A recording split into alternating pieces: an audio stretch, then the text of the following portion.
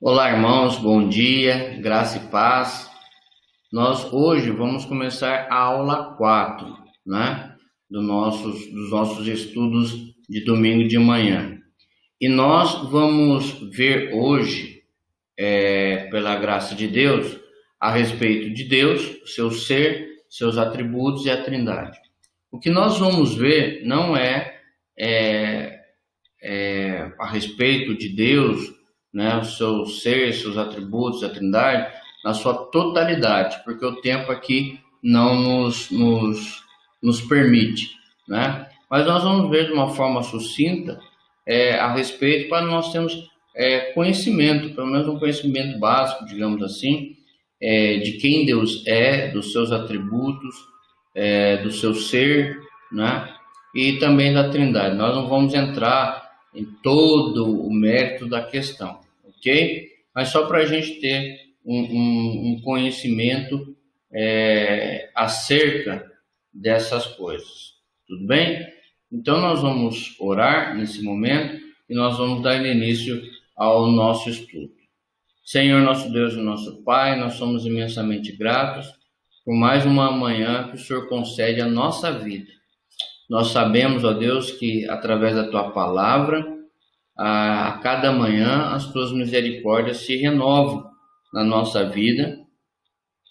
E essas mesmas misericórdias são a causa de nós não sermos consumidos. Obrigado, Senhor, por todas as bênçãos. Obrigado pela noite de descanso, por mais esse dia de vida. E que o Senhor esteja nos abençoando durante todo este domingo. Que nós possamos nos encontrar novamente logo mais à noite no culto. Em nome de Cristo, o Senhor esteja nos dando sabedoria agora, abrindo a nossa mente, o nosso coração, o nosso entendimento, e que todos que estarão participando também sejam edificados pela Tua palavra. Ensina-nos, ó Deus, a cada dia acerca de Ti, da Tua vontade para conosco. E te peço perdão pelos nossos pecados, hoje e para todos sempre. Amém. Deus então assim nos abençoe. Nós vamos começar e nós vamos falar primeiramente algumas questões, certo? E nós vamos ver aqui, meus irmãos, que, como eu falei, é uma forma, nós vamos ver, assim, não estranhe o termo, né? Eu falei uma forma simples, mas uma forma assim, básica, para nós conhecermos a respeito de Deus. Nós conhecemos a Deus quanto mais nós lemos a sua palavra, né? Quanto mais a gente lê a sua palavra, mais a gente tem conhecimento de quem Ele é, mais a gente tem conhecimento a respeito da sua vontade, como nós vimos na aula de número 3, acerca das Escrituras. Então nós vimos que o quanto é importante nós sempre termos, não é, a palavra de Deus ao nosso alcance, sempre estarmos estudando a palavra de Deus. Tudo isso é muito importante. Então vamos começar. Então a Bíblia, primeiramente a palavra de Deus, ela não se preocupa ou ela não se ocupa em nenhum lugar de provar a existência de Deus, né? Por quê? Porque ela já parte da própria realidade de sua existência.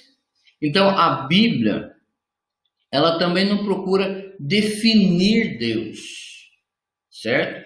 Por quê? Porque querer tentar, vamos dizer assim, ou procurar definir Deus, seria uma tarefa impossível para o homem, né? Seria muito impossível colocar uma definição em Deus. Por exemplo, em relação a um atributo dele, seu amor, não tem como a gente definir realmente o amor de Deus, porque nós realmente, se nós formos ver realmente, verdadeiramente, nós não entendemos a profundidade desse atributo, do amor de Deus, da sua bondade. Então, torna-se difícil, torna-se até impossível ao homem, né, colocar uma definição. Então, duas coisas. Primeiro, a Bíblia não se ocupa em nenhum lugar em provar a existência de Deus. Segunda coisa, porque ela já parte da realidade da sua existência. E a terceira coisa, ela não procura definir Deus. Mas, no entanto, aqui pelas Escrituras, nós podemos obter um conhecimento acerca de Deus, conforme Ele mesmo se fez conhecer. Embora esse conhecimento ele não seja perfeito ou completo, contudo, ele é real e verdadeiro. Ok? Por que ele é real e verdadeiro? Porque a palavra de Deus é o nosso manual de regra de fé e prática. Então, tudo aquilo que eu já disse até na outra aula, tudo aquilo que nós precisamos acerca da nossa vida, da convivência conjugal, da criação dos filhos, do nosso modo de viver neste mundo, até em relação à política, a Bíblia nos informa, ok? Então, quando a gente olha também para o breve catecismo, na sua pergunta de número 4, que pergunta lá, quem é Deus? Então, a resposta é, Deus é Espírito infinito, eterno e imutável em seu ser, sabedoria, poder, santidade, justiça, bondade e verdade. Então, essa é uma declaração admiravelmente sucinta e perfeita dos atributos mais notáveis de Deus, certo? Então, nós vamos ver a respeito desses atributos, desse ser de Deus, do próprio Deus, em relação a cada um desses aspectos. Primeiro, como o breve catecismo ele nos orienta quem é Deus, então ele mostra quem é Deus. Então ele fala, Deus é Espírito. Então o que o breve catecismo ele quer dizer quando ele fala que Deus é Espírito? Se nós olharmos aí no Evangelho de João, capítulo de número 4, nós vamos encontrar o seguinte, que diz assim, que Deus é Espírito e importa que os seus adoradores o adorem em espírito e em verdade. Então, foi o próprio Senhor Jesus aqui, no Evangelho de João, foi o próprio Jesus quem afirmou, né? E não com o fim de dar uma definição teórica, mas com o intuito prático aqui nesse texto de mostrar como é que devemos adorá-lo.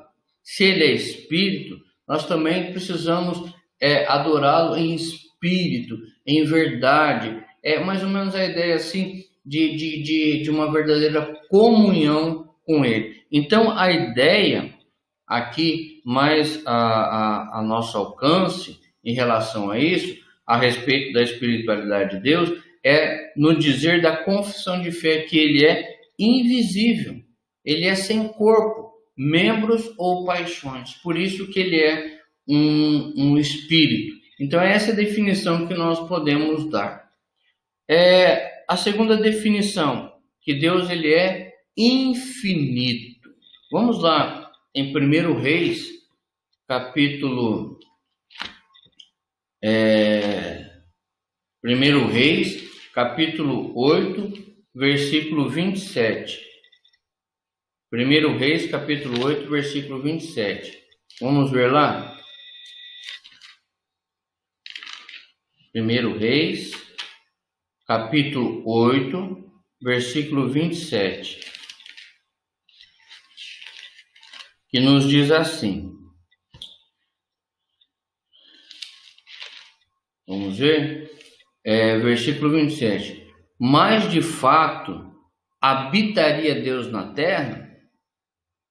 Eis que os céus e até o céu dos céus não te pode conter, quanto menos esta casa que eu edifiquei. Aqui é Salomão quando ele ora a Deus, né, pedindo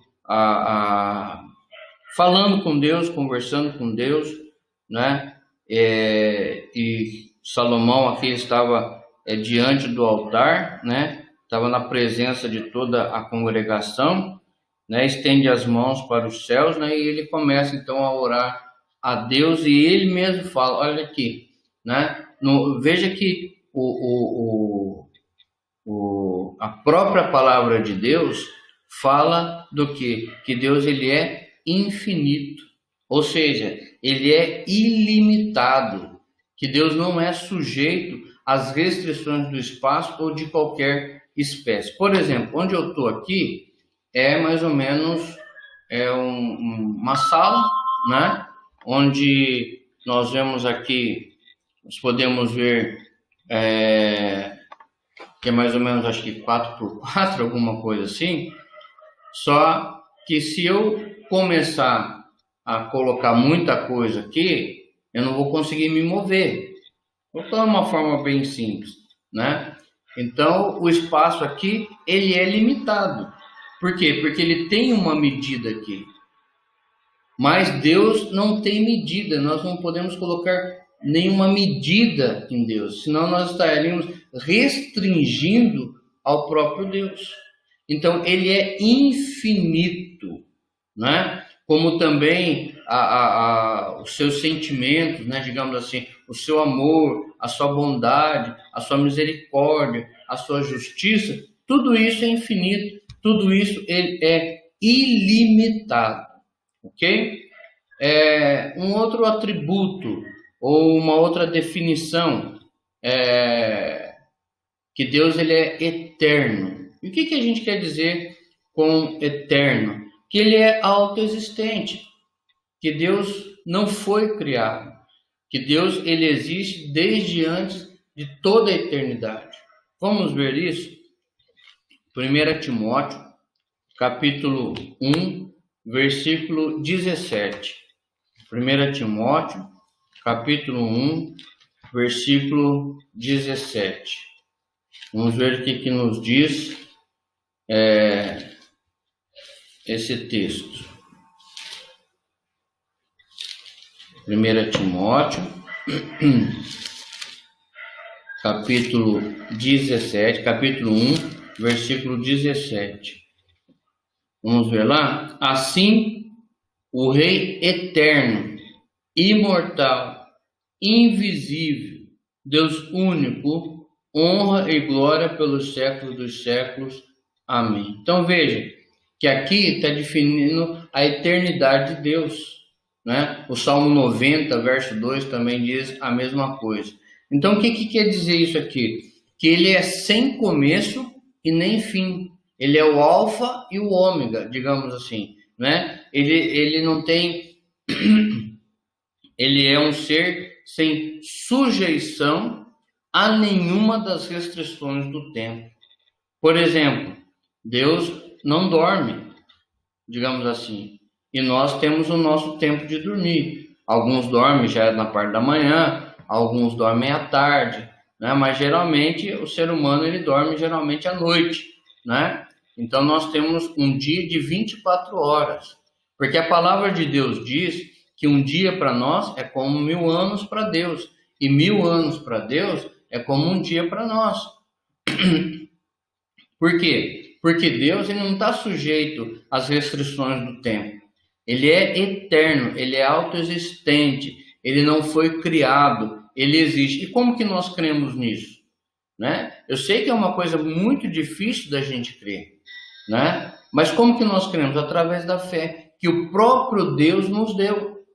Então, somente aqueles que foram privilegiados com esse dom que lá em Efésios capítulo 2 diz, né?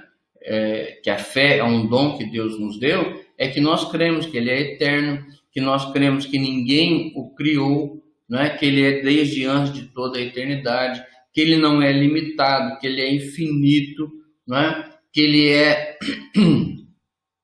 é um espírito, né? E a própria palavra de Deus mostra como nós devemos adorar.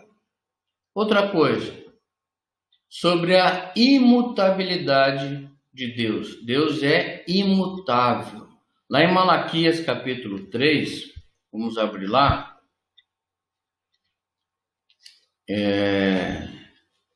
Nos diz assim, Malaquias 3, verso 6. Porque eu, o Senhor, não mudo, por isso vós, ó filhos de Jacó, não sois consumidos. Então, Deus, ele é imutável. Eu e você, nós mudamos constantemente. Existe aquela questão onde as pessoas dizem, fulano é bipolar, né? Tem pessoas que são mais do que isso, né? São 3, são 4, sim, 10 vezes polares, né? E nós mudamos constantemente. Qualquer coisa nos irrita, digamos assim, alguma coisa nos tira a paciência, né? Enquanto as pessoas estão sendo boas conosco, né? Nós também temos um bom relacionamento com elas. Quando alguém nos faz alguma coisa, nós até deixamos de confiar nessa pessoa. Mas Deus não. Porque a palavra de Deus está dizendo, porque eu, o Senhor, não mudo. E aqui, quando nós olhamos para Malaquias capítulo 3, versículo 6, eu coloco aqui o livro todo de Malaquias como Deus no banco dos réus. Porque o povo começa assim, sentença pronunciada pelo Senhor contra Israel por intermédio de Malaquias. Aí no verso 2 do capítulo 1, Deus fala assim, eu vos tenho amado, diz o Senhor, mas vós dizeis, em que tem nos amado? Então, Deus escolheu Israel para ser o seu povo. E quantas vezes Deus enviou Israel para o exílio? Mas mesmo assim, Deus nunca deixou de amar Israel. Porque se Deus mudasse, Deus já tinha destruído Israel. E é isso que Deus fala aqui no capítulo 3, verso 6. Eu, Senhor, não mudo, por isso vós, ó filhos de Israel, não sois consumidos. E da mesma forma isso serve para nós. Nós não somos consumidos porque Deus não muda. Porque se Deus prometeu nos salvar, e Ele nos salvou, né? E se Deus prometeu ter comunhão conosco, se Deus entrou em aliança conosco, somos nós que quebramos a aliança, e não Deus. Porque a aliança é como um contrato, né? E quem vive quebrando esse contrato somos nós. Deus não. Deus, ele continua sendo o mesmo. Mesmo quando nós pecamos, mesmo quando nós erramos, Deus, ele não muda. Deus, ele é imutável. Por isso que até essa questão nós precisamos agradecer a Deus, louvar o nosso Deus. Porque olha, gente, se Deus mudasse, nós já teríamos sido consumidos. Então, ele não é sujeito às inconstâncias, nem às incertezas que pertencem a nós. Nós somos inconstantes. Nós temos muitas incertezas na nossa vida. Deus não. Deus, ele é constante. Deus, ele é um Deus de certeza. Se ele diz que vai fazer isso, se ele diz que vai acontecer isso, é porque vai acontecer. Nós muitas vezes falamos, não, eu vou fazer isso, mas muitas vezes nós não fazemos. Eu vou mudar, mas muitas vezes nós não mudamos. Então, Deus não. Deus, ele não muda. Deus é o mesmo ontem, é o mesmo hoje e será o mesmo para todo o sempre. Isso é maravilhoso. Então, e tudo isso, ele é em todas as suas manifestações. E o catecismo, ele menciona, digamos assim, 7 manifestações. Primeiro, eu não vou ler o texto aqui, mas depois você pode estar conferindo aí.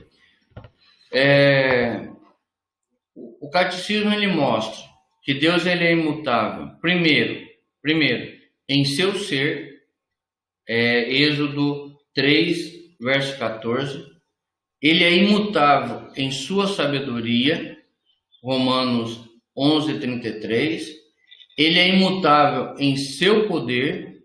Aí nós vemos Apocalipse 1, 8. Nós vemos Gênesis 17, verso 1. Nós vemos também Gênesis 28, verso 3. E vemos Êxodo capítulo 6, versículo 3. A quarta manifestação, Deus é imutável em sua justiça, certo? E nós vemos isso no Salmo 84 e outros textos também. Deus, ele também é imutável em sua bondade, né? E nós podemos ver isso. Eu falei 7, mas eu só coloquei 5 aqui, ok? Então, Deus, ele é imutável em seu ser, em sua sabedoria, em seu poder, em sua justiça, em sua bondade, em sua misericórdia, né? E nós podemos ver também a sua misericórdia para com os miseráveis, né? A longanimidade quanto a retardar o castigo dos culpados. Já lá em 2 Pedro 3:8, Deus mostra também a sua longanimidade, ou seja, vamos colocar aqui de uma forma humana, a paciência de Deus, né? Para aqueles que serão castigados. Ou seja, o que a gente vê hoje, por exemplo, se Deus voltasse, né, se Jesus voltasse hoje, a gente vê esses governantes, a gente vê esses ministros, a gente vê uma série de pessoas causando maldade aí, né? Se eles não se arrependerem, Deus pode estar sendo longânimos com eles, né? Digamos assim, retardando o castigo, mas no momento certo eles serão condenados, certo?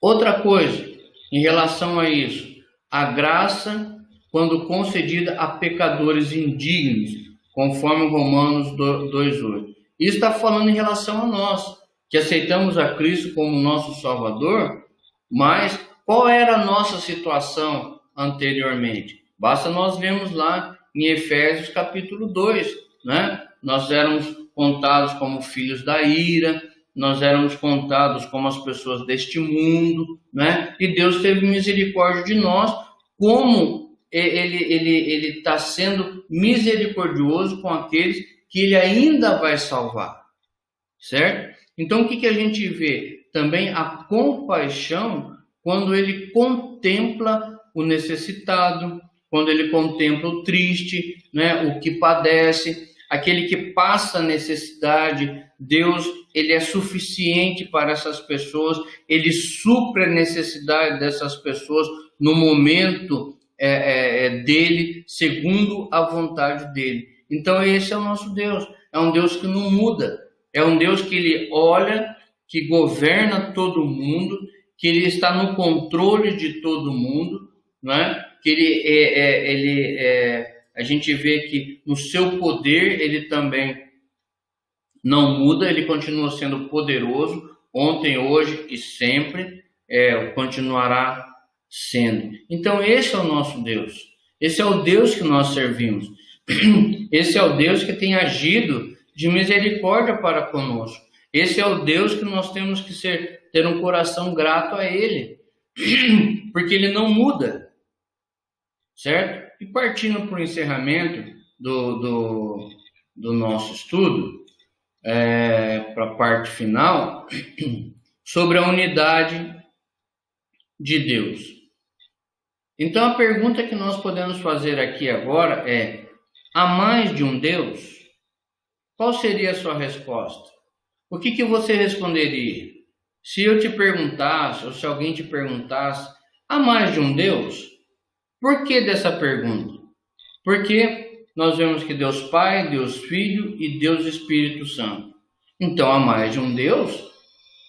Com certeza a resposta seria: há um só Deus, o Deus vivo e verdadeiro. E a gente pode ver isso lá em Deuteronômio capítulo 6, versículo 4. A gente pode ver isso lá em 1 Coríntios capítulo 8, versículo 4. Nós podemos ver isso lá em Jeremias 10:10. Nós podemos ver também lá em João 17, verso 13. Então existe um só Deus. Eu acho interessante, reverendo Augusto Nicodemos falando a respeito de Trindade, e perguntaram a respeito disso para ele, ele disse que a conta normal é 1 mais 1 mais 1 é 3. Em relação à Trindade, 1 mais 1 mais 1 é 1. É bem verdade que agora a gente está falando a respeito da Trindade, que há 3 pessoas na divindade: Pai, Filho e Espírito Santo. E essas 3 pessoas são um Deus, né? Eles são da mesma substância, iguais em poder e glória, conforme o breve catecismo nos mostra. Mas existe uma diferença.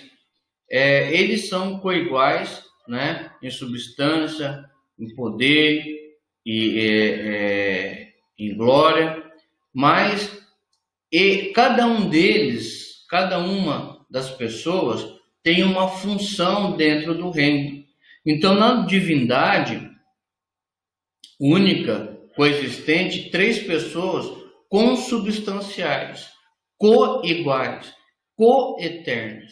Então, este mistério não se pode explicar, não se pode definir, porque está além do alcance do finito, ou seja, está além do alcance da nossa mente. Nem a Bíblia, por exemplo, ela faz questão de explicá-lo. Eu sei que muitos não creem no Deus triuno, mas nós cremos.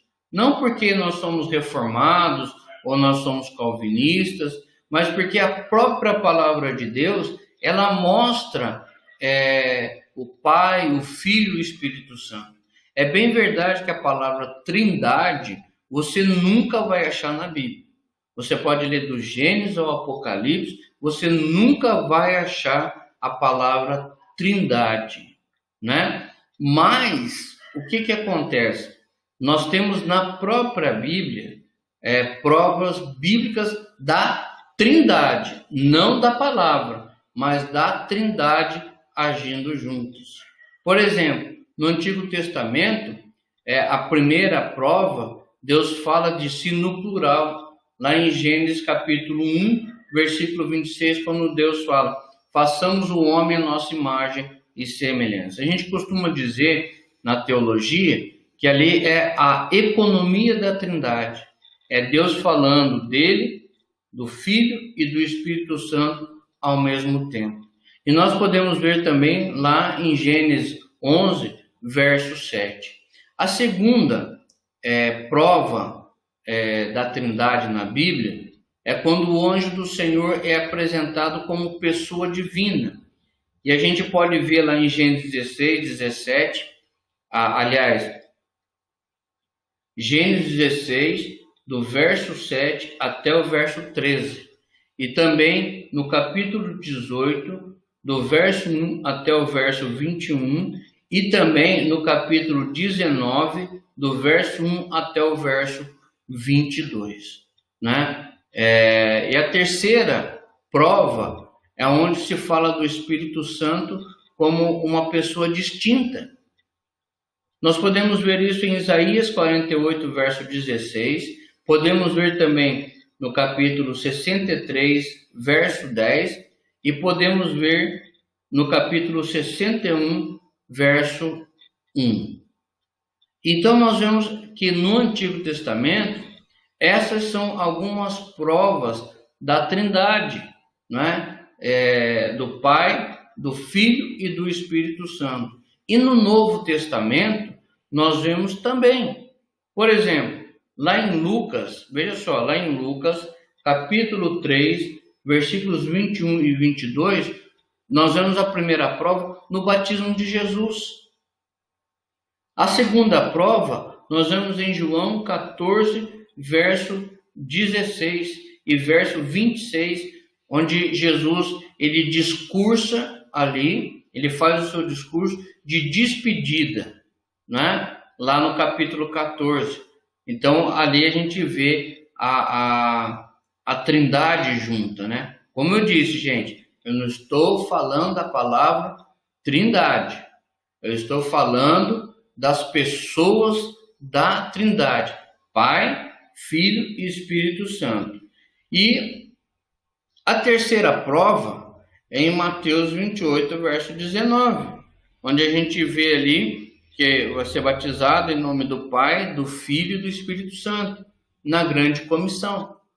Vemos também a quarta prova em 2 Coríntios 13, 13, lá na bênção apostólica. E, por último, em outros lugares, nós vemos em Lucas 1,35, nós vemos em 1 Coríntios 12, 4 e 6, nós vemos também em 1 Pedro 1, 2, certo? E para a gente encerrar esse estudo, eu quero falar agora sobre algumas verdades importantes acerca da Trindade.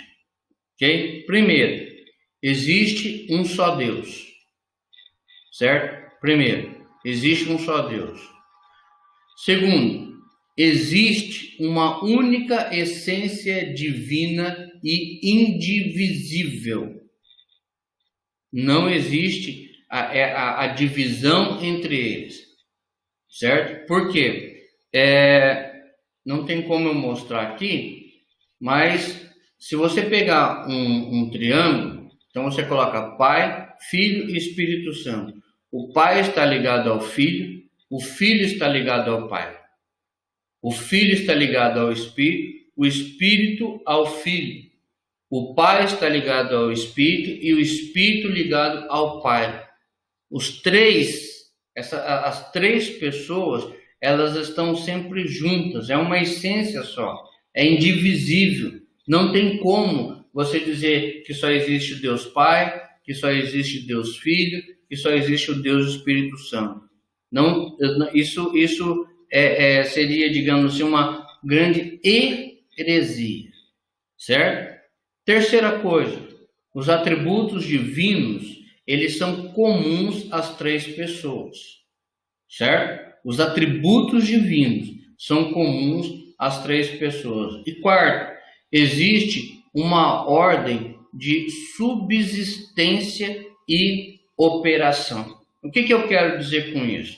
Agora eu quero dizer, como assim, uma forma simples, a função de cada pessoa da Trindade. Quando você olha lá para Gênesis 1:1, você vê Deus Pai, que Ele é o Criador, certo? Quando você olha para Lucas, capítulo 2, o versículo 11, você vê que Deus Filho, Ele é o Salvador. E quando você olha para Tito, capítulo 3, versículo 5, e você olha para 1 Pedro, capítulo 1, versículo 2, que fala em relação ao Espírito Santo, né? Deus Espírito Santo, Ele é o regenerador e o santificador. Portanto, meus amados irmãos, era isso que eu queria falar a respeito de Deus, seu ser, seus atributos e da Trindade. Como eu disse, de uma forma sucinta, de uma forma simples, e eu espero que você tenha sido edificado, tenha aprendido alguma coisa, né? Eu sei que você crê nesse Deus que é todo-poderoso, mas nós temos que olhar para Deus também dessa forma, né? Como infinito, como ilimitado, como imutável. E isso nos ajuda, quando nós vemos esses atributos, o ser de Deus, né, o seu agir, isso nos dá um descanso maior para a nossa vida em meio a tudo que nós estamos passando, né? Nós estamos passando por todas essas dificuldades, mas nós sabemos que o nosso Deus não muda, né? Pelo menos em relação às coisas que acontecem no mundo, elas podem mudar, né? Por exemplo, antes da epidemia, com a epidemia e pós-epidemia, certo? É lógico que as coisas vão mudar e não estão normais, mas em relação à nossa comunhão com Deus, o nosso relacionamento com Deus, isso não muda, porque o nosso Deus não muda. Então, independente das circunstâncias, Deus é o mesmo ontem, hoje e sempre. Ele vai continuar agindo na nossa vida da mesma forma como ele tem feito. Ele vai continuar agindo na vida do seu povo como ele agiu no passado e ele tem agido no presente e ele vai continuar agindo no futuro. Que Deus vos abençoe e até uma próxima oportunidade. Se você tiver alguma pergunta a fazer, você pode estar enviando aí para a gente, né, pelo WhatsApp, né, e pelo chat, enfim. Se você tiver alguma dúvida em relação a alguma coisa que nós falamos no dia de hoje, você pode então estar em contato conosco. Amém? Vamos orar? Senhor, nosso Deus e nosso Pai, nós queremos te louvar, nós queremos te agradecer e bendizer-te o nome. Te louvar, Senhor, por tudo quanto o Senhor tem feito em nossas vidas, te louvar porque o Senhor é um Deus único e verdadeiro, te louvar pela pessoa de Cristo Jesus, o nosso Salvador, o Espírito Santo, que é o nosso santificador, e nós te agradecemos, ó Pai, pelo teu poder, pela tua bondade, pela tua misericórdia. Nós te agradecemos por o Senhor ser um Deus tão grandioso, tão poderoso, e mesmo assim se importar conosco. Obrigado pelo teu cuidado, obrigado pelas tuas bênçãos, obrigado pelo teu livramento. Em nome de Jesus que nós oramos. Amém. Amém? Então que Deus os abençoe e fiquem na paz